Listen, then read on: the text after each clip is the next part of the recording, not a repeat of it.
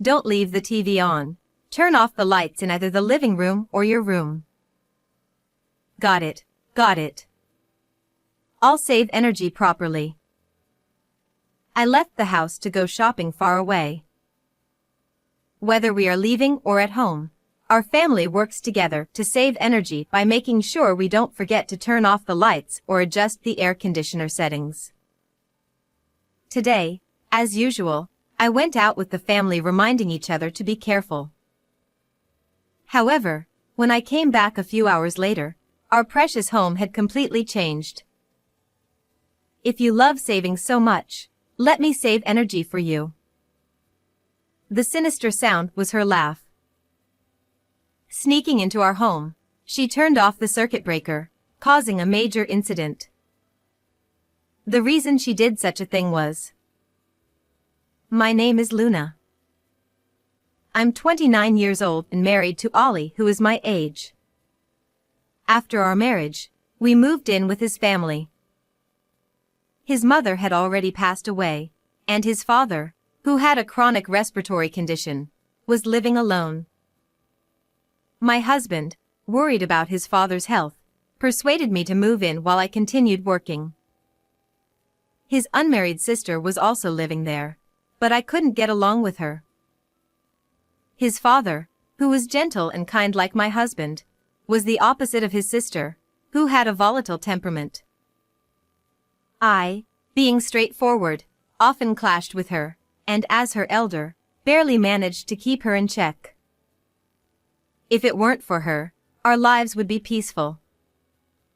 However, within 6 months, his father's condition worsened. He needed an oxygen inhalation device to stay at home. Both my sister-in-law and I worked, so we couldn't help his father during the day if anything happened. While it was necessary to find a safe environment like a care facility, his father refused to leave the house filled with memories of his late wife. After discussing with my husband, we concluded that forcing him out of his home would be detrimental to his health. So we decided to hire a helper, but this led to another problem. My sister-in-law didn't like having strangers in the house and started harassing the helpers. She would secretly insult and annoy them, claiming, if they can't provide proper care, we can't trust them with father, and kept complaining to the agency. Many helpers quit, and when we figured out the cause, it was too late. The agency told us, we can't send anyone new, essentially giving up on us. What should we do? We've been rejected by this company too. We're probably blacklisted. Damn, it's because of her. Known as a troublemaking household, we couldn't rely on helpers anymore. We sighed and had to think of other solutions. My sister-in-law, naturally selfish and isolated from the family, was frequently admonished by my husband, which led to fierce sibling arguments. He eventually told her, move out and be independent. But being scolded only made her more hostile towards me, the less resistant target. You're the one who got married into this family, so you should take care of him. My brother can't quit his job, but you can. Hearing this, my husband would argue again. This didn't allow for a peaceful life for his father either. Though it was annoying to agree with her, there was no other choice. His father, concerned about my unfamiliarity with the environment, put on a brave face to help me settle in. Feeling indebted to him, I said, I'll quit my job and take care of your father. I'll also start learning about caregiving. He's my family too. When I decided to resign for caregiving, both my husband and his father tearfully thanked me. Learning about caregiving from scratch was difficult, but his father always encouraged me kindly. The only constant was my sister-in-law, who remained at home without helping with housework or caregiving. On her days off, she would disappear, likely going out to have fun. Though I spent more time at home, with caregiving and studying, it was hard to keep up with everything. Despite dividing chores with my husband, there were gaps, and she would quickly criticize. You decided to do both caregiving and housework, right? You like doing everything yourself, don't you? Whenever I retorted, she would respond with sarcastic remarks. She continued to harass me but would get caught and scolded by my husband. Every time, she would say, "Father is too kind to say anything. I'm saying it on his behalf." Naturally, there was no improvement, and dealing with her constant interruptions was increasingly stressful. I felt immense respect for the helpers who managed to care for his father while enduring her behavior. Both his father and my husband were fed up with her persistent attitude. One day, while secretly discussing with my husband how to encourage her independence, she announced, "I've got a fiancé, so I'm moving out. Bye, Father. I'll visit sometimes." She left suddenly, and while we were taken aback, the house became much more peaceful without her chaotic presence. Though there were discussions about moving his father to a care facility due to his age and condition, I had become more adept at caregiving, so we decided to continue home care. Though she lived with her fiancé, she frequently returned home. "What's for dinner? It'll just go to waste, so pack it for me. I'll take it home." It seemed she was relying on leftovers to avoid cooking for her fiancé. Her selfishness remained, treating me like a housekeeper. Don't order Luna around without helping, Anna. Yes, yes. Sorry, Luna. Satisfied? Now hurry and make dinner. She ignored his mild reprimand, brushing it off. Honestly, cooking the same amount as before wasn't the problem. The real issue was the expenses. Despite moving out, she contributed nothing financially while taking advantage of everything, straining our budget. Moreover, she had no sense of saving energy or money. "Anna, please turn off the lights in unused rooms. Are you going to the bath or not?" She lay on the sofa, playing games on her phone, with the TV on and all the lights in the bathroom and changing area turned on but with no intention of moving. Trying to get her to choose between the game and the bath, she glared at me. "Fine. I was just about to go, so don't interrupt me. Always nagging about saving energy like an idiot. It's not even significant savings. You're so stingy, old lady." Anna. How dare you speak like that? "I meant big sister. Don't get mad over a small word." Her retort followed his scolding as she finally turned off the TV and went to the changing area. Though she argued, she listened to our requests. Despite years of work and having a fiancé, her maturity remained that of a rebellious teenager. I no longer expected her to act her age. Our relationship hadn't improved even after she moved out, maintaining tension. I thought energy saving could connect our family, but that too seemed challenging. One day, I was driving to a large shopping mall in the suburbs, quite far from home. I had gone out shopping at my father-in-law's request. It's not that he can't go out himself, but he needs to carry a portable oxygen tank whenever he does. Though the tank has a trolley, it's still heavy and cumbersome for my elderly father-in-law. Moreover, the nasal cannula makes it evident that he needs oxygen therapy, prompting sympathetic remarks from acquaintances he meets. Tired of being pitted, my father-in-law seldom goes out and often stays at home. Although he had made such requests many times before, my husband usually handled them when he was home. I was careful not to leave my father-in-law alone, but this time, I had no choice but to go out. Though I was worried, I knew he wasn't helpless. He only needed the oxygen tank for breathing, but he was still capable of doing many things on his own. I urged him to use the air conditioning adequately despite our efforts to save electricity, and then I set off for the shopping trip. After completing my shopping without any issues, I returned to our parking lot a few hours later, carrying the purchased items. Although I had left before noon, it was already late afternoon by the time I got back. Before entering the house, I picked up my phone, thinking my husband might have sent a message about dinner. But as soon as I saw the screen, I was shocked. What? There were countless missed calls.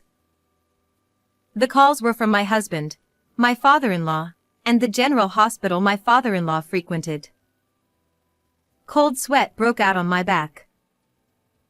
I had switched my phone to silent mode while driving, a habit I had followed today as well. I hadn't realized the calls had come in.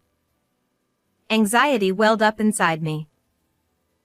I first tried calling my husband back, but despite the repeated ringing, he didn't answer. Growing increasingly anxious, I next called my father-in-law's number, but he also didn't pick up. Desperate, I finally called the hospital's number. A receptionist answered, and I inquired about my father-in-law, struggling to stay calm. He is currently hospitalized. I can't provide more details over the phone, so could you please come here? After being transferred through several departments, I received this information and froze. I responded that I would come immediately, hurriedly started the car again, and drove off. The traffic on the road seemed to reflect my anxiety. My father-in-law had been fine before I left, seeing me off as usual. Why had he suddenly been hospitalized? I deeply regretted leaving him alone. Arriving at the hospital, I followed the receptionist's directions to his room. Walking down the tense hallway, I quietly opened the door to find my husband already there. We exchanged surprised glances. He explained that he couldn't answer the phone because he had been waiting for my father-in-law's test results. I, too, had been unavailable while driving. I'm sorry I couldn't answer your call. It's fine. How is your father? Prompted by him, I looked at my father-in-law lying in bed. Though he looked slightly pale, his breathing seemed steady. He's okay. There's no serious issue. He's just here for some tests. Actually, Hearing from my husband that my father-in-law wasn't in danger finally allowed me to breathe a sigh of relief. But why had he been hospitalized? Just as I was about to learn the reason from my husband, the door to the hospital room burst open with a bang. My sister-in-law rushed in, her eyes filled with fear. Ignoring us, she ran straight to my father-in-law's bed and screamed upon seeing him. Ah! What happened to Dad? Her loud scream made my husband hastily try to calm her down. But her panicked voice echoed through the room. please, calm down. He tried to pull her away from the bed. Though her voice eventually softened, she suddenly glared at me and started yelling. You were with him. What happened? Her angry words hit me, and I was left speechless. My husband tried to intervene and calm her, but her anger was still directed at me. Amidst the confusion, I felt a strange sense of unease. While my father-in-law needed oxygen therapy, such a sudden hospitalization seemed unlikely. Please, let's calmly discuss this. My husband turned to us, speaking quietly as he explained what he knew. It seemed my father-in-law's oxygen device had lost power. After I left, he had been resting in his room when the device powered off. He woke up struggling to breathe, tried to turn the device back on but it wouldn't work, and couldn't reach either my husband or me. He managed to connect his portable tank and catch his breath, but grew anxious about our return. Feeling a headache coming on, he decided to go to the hospital but had no means of transportation. He tried calling a taxi but found his hands shaking too much to dial. So he went to the neighbor's house for help. The neighbor, seeing him, screamed and took him inside, laid him on their living room couch, cooled him with ice packs, and called an ambulance. Only then did my father-in-law realize he was suffering from heat stroke. Thanks to the timely treatment at the hospital, he was now stable. According to the doctor, my father-in-law's age made him less sensitive to heat, and he mistook his symptoms for aging issues. With convulsions setting in, immediate treatment and a few days of observation were deemed necessary. After hearing this, I asked my husband a pressing question. The device losing power. It couldn't have been the plug. We installed it so it couldn't be easily unplugged, right? My husband frowned, looking thoughtful. My sister-in-law remained silent, but her face was visibly pale. You're right. It shouldn't have unplugged on its own. I checked when I went home to pack for the hospital. The plug was still in. What? Then why? His words only deepened my confusion. He had gone home to prepare the hospital bag and checked the device, finding the power off but the plug still in. He now looked at my sister-in-law with a stern expression. Her face, as pale as a ghost, suggested she was hiding something. Before I could comprehend why my husband seemed so angry, he raised his voice at her. You turned off the breaker, didn't you? Say something. His voice echoed through the room, making her jump and start trembling. She opened her mouth to speak but seemed unable to form words. Then my husband pulled something from his pocket. The hospital had called us multiple times, but my husband had been the first to answer. When he went home to pack, he immediately noticed something wrong. The house was unusually hot, and none of the electrical appliances were working. Checking the breaker, he found it switched off. Puzzled, he recalled our home security cameras. We had installed several cameras years ago after a break-in, and they had remained for our safety. Despite our efforts to save electricity, these were deemed necessary. I found this on the cameras. I transferred it to my phone to show you both. My husband showed us the footage on his smartphone. First, what appeared was the familiar entrance to our home. A few minutes after I had left, my sister-in-law showed up. I was surprised to see that she had come to our house, and I couldn't help but glance at her sitting next to me. She used her own key to unlock the door and went inside. Unlike her usual loud self, she was moving around cautiously, almost as if she was checking to make sure no one was around. It looked like she was confirming my absence. My husband operated the smartphone, switching to the camera inside the entrance. The location of our breaker is near the ceiling of the shoe cabinet. My sister-in-law climbed onto the chair we used to put on shoes and opened the breaker cover. What is she doing? Even though I knew what was going to happen, I couldn't help but scream. The camera, which has an audio recording function triggered by sound, captured not only the rustling noises but also her horrifying mutterings. This is the breaker, right? If the fridge stops, that savings freak will calm down a bit, right?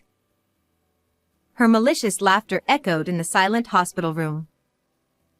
Here you go. Enjoy your favorite energy saving. After that, the video ended because the breaker was tripped. We were left speechless and stood there in shock. When the breaker is tripped, the power supply to the entire house stops.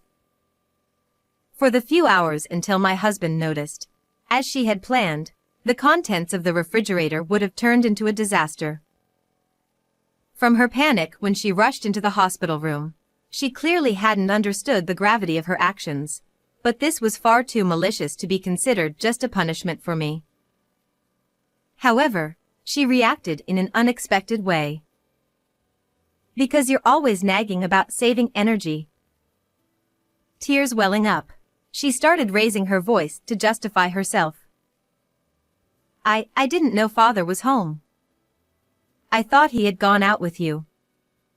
It's your fault for leaving him alone.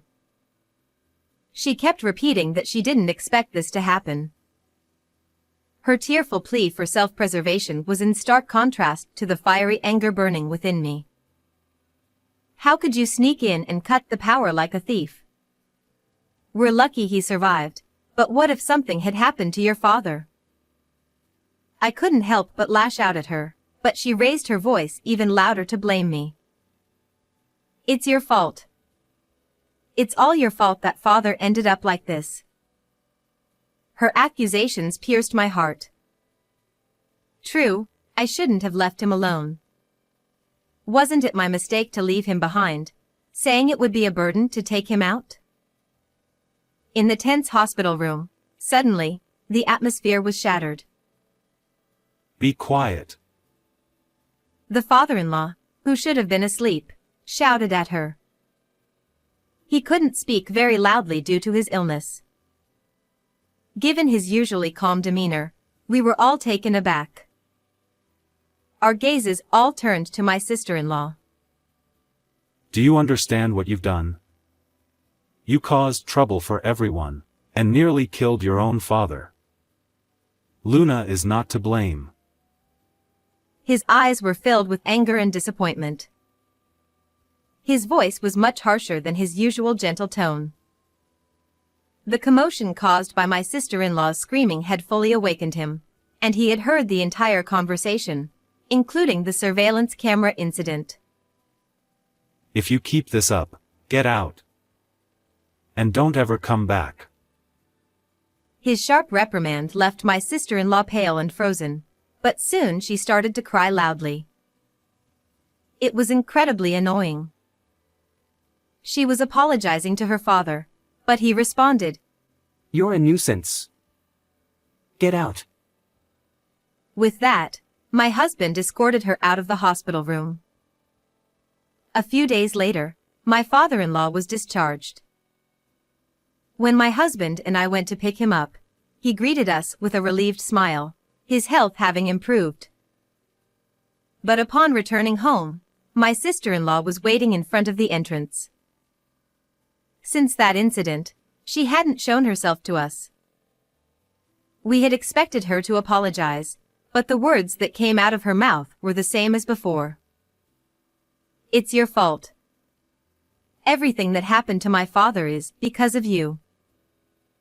Both my father-in-law and husband looked exasperated. Seeing her once again trying to blame me, my father-in-law stepped forward. You should be grateful we didn't call the police. What you did is unforgivable.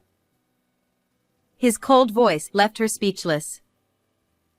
But he didn't stop there. He was utterly disgusted with her. You're disowned. It's unbelievable that you still don't understand the seriousness of this situation. As I said at the hospital, don't ever come to our house again. With a stern tone, he dismissed her and entered the house. She stood there in shock, unable to move, probably never expecting to be disowned by her own father. My husband and I believed his anger was justified, and we decided to continue supporting him. We left her standing there and went back inside. After that, my sister-in-law tried to contact us multiple times to apologize. But my father-in-law ignored all of them. He had no sympathy for her after all the trouble she had caused. Neither did we. My father-in-law refused to support her financially for her wedding or honeymoon and declared he wouldn't attend the wedding. Incidentally, I was once ambushed by her outside our house. She pleaded with me tearfully to persuade my father-in-law, but I had already decided not to forgive her. I listened to her entire apology and then left. Eventually, her fiancé found out about everything. He had initially contacted my father-in-law out of curiosity about the odd refusal to attend the wedding. When he learned that my sister-in-law had caused the emergency hospitalization by cutting the power, he turned pale and apologized to my father-in-law. Unlike her, he was a sensible person. He said, "What she did is attempted murder," and ended their engagement. They hadn't moved into their new place yet, so that was cancelled too. My sister-in-law had already quit her job, claiming it was for the marriage. She had spent most of her savings on spa and beauty treatments in preparation for the wedding, so she was nearly broke. They had already sent out the invitations, so she had to bear half of the cancellation fee. She ended up struggling with debt due to her own actions, but she finally understood she couldn't show her face to us anymore. Meanwhile, the three of us lived peacefully. Without her chaotic presence, my father-in-law's condition improved. Considering his age, we couldn't be complacent, but for now, we didn't have to think about moving him to a care facility. We are even planning a trip. How was this story? Please don't forget to subscribe to our channel. See you in the next video.